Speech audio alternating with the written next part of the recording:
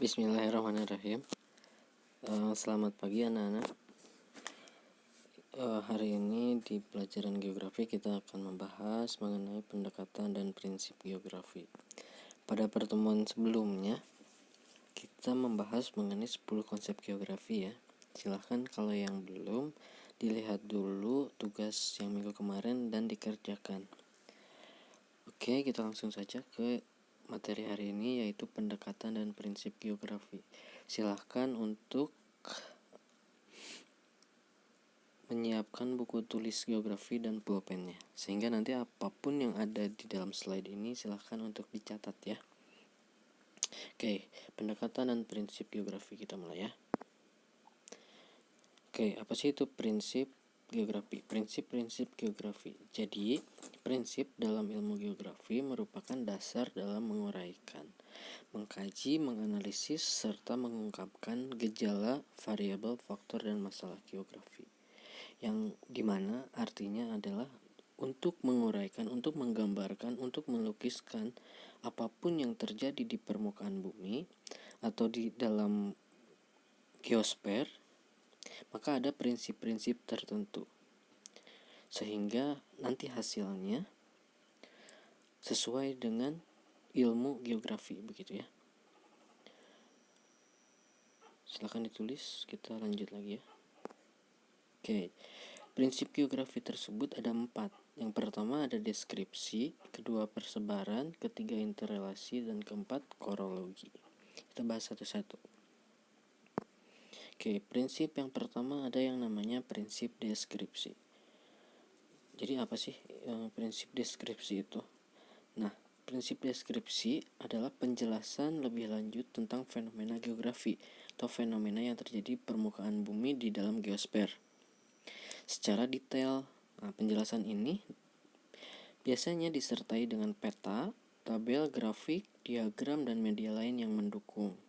Contohnya, penjelasan mengenai persebaran sumber daya alam di Indonesia dilengkapi dengan peta, tabel, ataupun diagram. Maka ketika ada penjelasan suatu masalah yang disertai dengan penjelasan berupa tabel atau berupa peta, maka itu namanya prinsip deskripsi, begitu ya. Kita masuk ke yang kedua, namanya prinsip persebaran atau distribusi. Ini artinya bahwa gejala, kenampakan, dan masalah yang terdapat di ruang permukaan bumi, persebarannya sangat bervariasi. Contohnya persebaran gunung api di Indonesia, atau yang lain, misalkan persebaran sumber daya alam tambang di Indonesia. Ketika ada persebaran-persebaran tersebut, maka itu namanya prinsip persebaran. Misalkan kalau dalam kondisi saat ini ada persebaran pasien COVID-19, nah itu namanya prinsip persebaran, begitu ya. Kita lanjut. Yang ketiga namanya prinsip interrelasi atau keterkaitan, yang dimana artinya bahwa antara komponen atau aspek-aspek lingkungan geografi senantiasa ada hubungan timbal balik begitu, atau saling keterkaitan satu sama lain. Contohnya, tanah longsor terjadi karena adanya penggundulan hutan oleh pihak yang tidak bertanggung jawab. Jadi tanah longsor tidak ujuk-ujuk ada begitu, tetapi karena ada suatu hal atau timbal balik, yaitu adanya penggundulan hutan. Atau sebaliknya, ketika ada penggundulan hutan maka dikhawatirkan akan terjadi tanah longsor. Itu namanya interrelasi atau adanya keterkaitan. Oke, yang terakhir namanya prinsip korologi.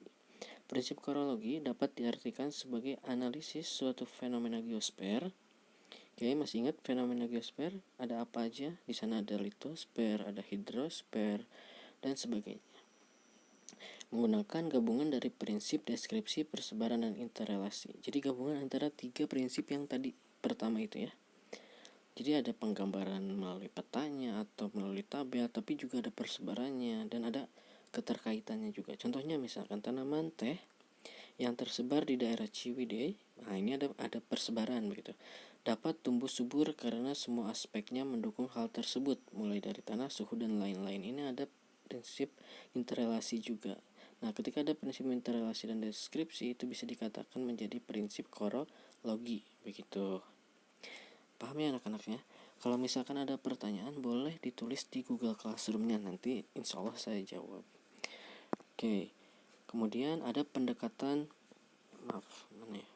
ada beberapa pendekatan.